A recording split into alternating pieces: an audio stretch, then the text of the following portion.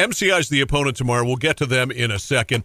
You lost Matt Kirian because of graduation. And, of course, you've got Tucker Pomerleau back at quarterback. This time last year, you had lost Tucker pretty much for the whole year. And when he came back at the end, he wasn't healthy. So Kirian is gone, but Pomerleau is back, and that obviously makes a huge difference in running your offense. Yeah, absolutely. And we kind of found a diamond in the rough with the Hassan Hobby kid. Yes. So we're excited about him. I have a feeling that I'm going to be mentioning his name a lot tomorrow. I think you will. We always call it the yin and yang, and we kind of got that going on with him and Liam Fortin and Bimson at fullback. So we're pretty excited. Yeah, so Hobby has become sort of a Swiss Army knife for you, the Iraqi version of the Swiss Army knife. He does everything. We know about how good a kicker he is because he kicked for you last year and played a lot for you last year.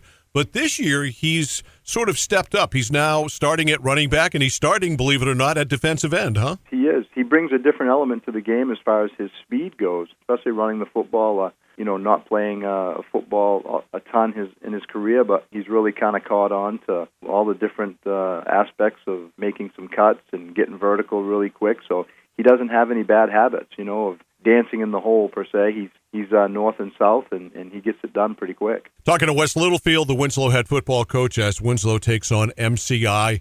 Last year, again, dictated early on by losing your quarterback, Tucker Pomerleau. But I thought all things considered last year, when you lose your starting quarterback, that you punched your way through it about as well as you could. Yeah, boy, did we face some adversity. We leaned heavy on, obviously, Matt Kirian at the time and his senior leadership. And we had a really young line, so that was an issue. But those guys have been battle-tested now and are back, most of them sophomores and juniors this year. So we are really looking forward to seeing what those guys can produce tomorrow against MCI. Yeah, and you mentioned that line. You got Seth Bard, you got Spencer, you got Thomas, some others back. A year of experience. It kind of took a little bit of a licking last year, but that 1 year of experience, it pays off big time when they're still underclassmen with a whole year of playing.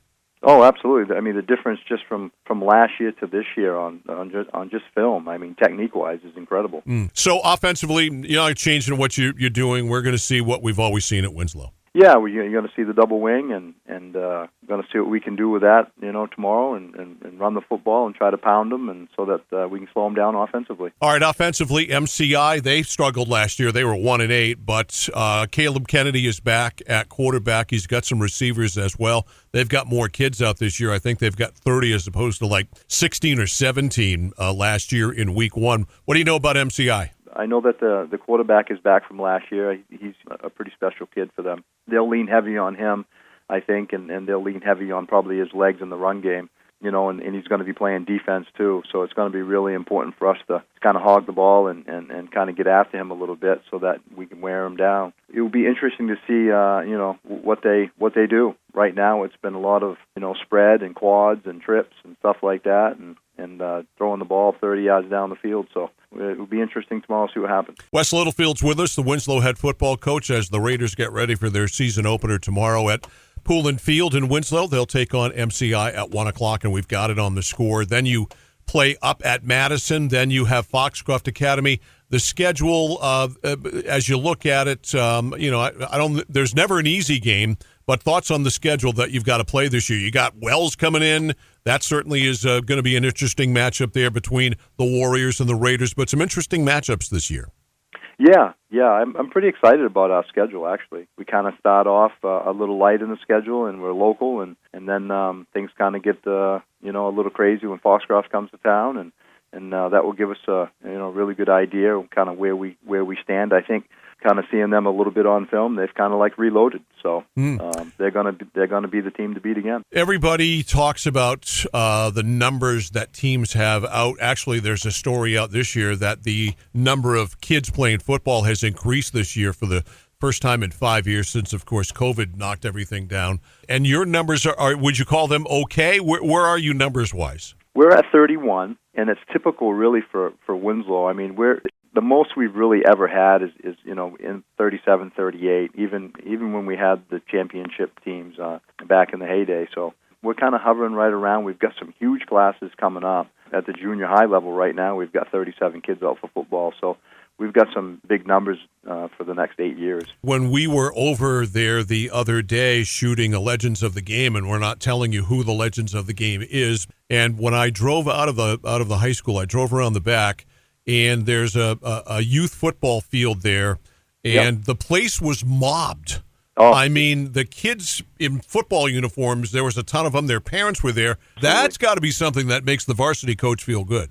Yeah, well, P.J. Lessard took that program over a while ago, and he's really brought it back. He's a former Winslow kid. He's on my staff, and he's really done a tremendous job. He puts a lot of effort into that, and we've got a lot of good youth coaches that were former players. So anytime you get that going on in your PAL program, it's success written all over it. It boils down to this. You had Wally LaFountain, Harold Violet, Mike Savitsky, and now me. Mm-hmm. Over the years, I mean, you're talking quite a few years of having the same head coach, the same system. You know, you're not getting a new head coach every year and trying to learn new systems and all that stuff. So I think that goes a long way in the community. People can depend on that you're going to be there and you're going to continue to coach these kids, and I think that goes a long way, especially at Winslow. Yeah, I agree. I think the ability to have a consistent coach and a consistent program for more than a few years at a time, really from the bottom up, helps build things, and it certainly has been a huge part of what you guys have done at Winslow. If you look at any other programs in the state that are successful year after year, I mean, the same holds true. You look at BL, where he is with Coney. You look, obviously, up the road in Fairfield, what John Hersom has done there, and you see the same kind of MO all the way through. Absolutely. Good PAL programs, and then it continues on to the junior high and then the high school level for sure.